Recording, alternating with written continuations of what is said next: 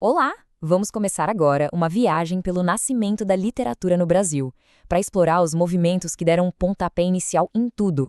Bom, para a gente começar com o pé direito, vamos primeiro alinhar os conceitos. O que é literatura, afinal? É quando um texto usa as palavras de um jeito especial, com múltiplos sentidos, sabe? Onde o som e a forma como as coisas são ditas contam tanto quanto a história em si. Beleza. E com isso em mente, o que seria uma escola literária? É bem simples, na verdade. Pensa num período específico da história em que um grupo de artistas e escritores começam a ter um estilo muito parecido, com características em comum. Isso é uma escola literária. Então, qual vai ser o nosso roteiro? A gente começa lá em 1500 com os primeiros textos, o quinhentismo. Depois, a gente mergulha no drama do século XVII, com o Barroco, e por fim a gente chega na calmaria e na razão do arcadismo, no século XVIII.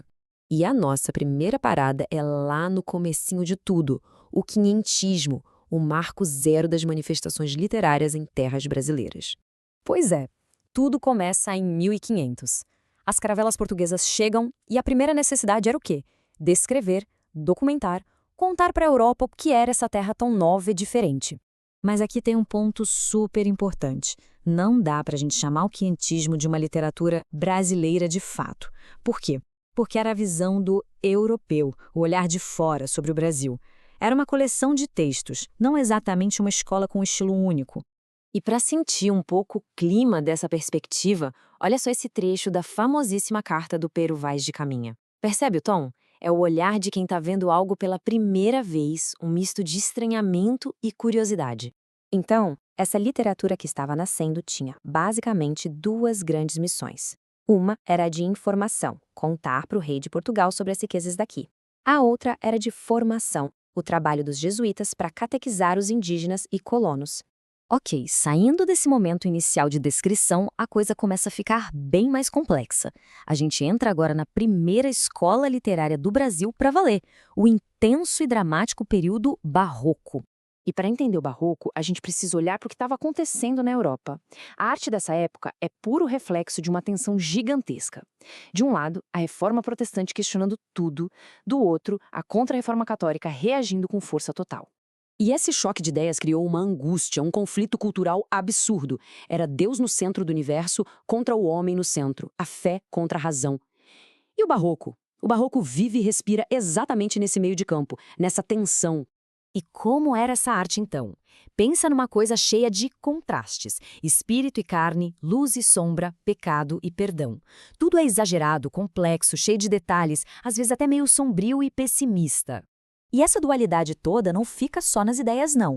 Na pintura, por exemplo, isso fica super claro. É só olhar para esse jogo de luz e sombra, o famoso chiaro-oscuro, que a gente vê em obras como As Meninas de Velázquez. É o conflito estampado na tela. No Brasil, essa complexidade toda do Barroco tomou dois rumos principais na escrita. De um lado, o cultismo, que era um verdadeiro malabarismo com as palavras, um jogo de linguagem super rebuscado. Do outro, o conceptismo, que era um jogo de lógica, de ideias, focado em convencer pelo raciocínio. Bom, depois de tanta intensidade, tanto drama do Barroco, o que acontece? O pêndulo vai para o outro lado, claro. A gente entra agora na era da razão, o arcadismo. Esse novo movimento, que também é chamado de neoclassicismo, olhava para o Barroco e pensava: nossa, que exagero, que confusão. A inspiração agora vinha do iluminismo, da ciência, da filosofia. A busca era por clareza, por lógica, por ordem.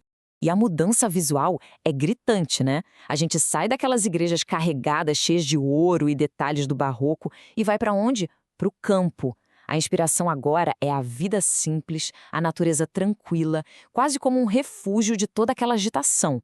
E no Brasil, o que estava acontecendo? O ciclo do ouro em Minas Gerais a todo vapor. Isso muda tudo, gera riqueza, cria uma nova elite que consome cultura e pela primeira vez a gente começa a ter um público leitor de verdade. Não é à toa que muitos escritores árcades estavam envolvidos na Inconfidência Mineira. E qual era a vibe do arcadismo? Era a busca pela simplicidade, tanto na linguagem quanto na vida. Valorizar o campo, a natureza, usar a razão mais do que a emoção e aquela famosa ideia do carpe diem, sabe? Aproveitar o dia, mas de um jeito tranquilo, em harmonia com o mundo ao redor. Beleza, Agora que a gente já passeou por esses movimentos, vamos dar uma olhada rápida em alguns dos nomes que fizeram tudo isso acontecer.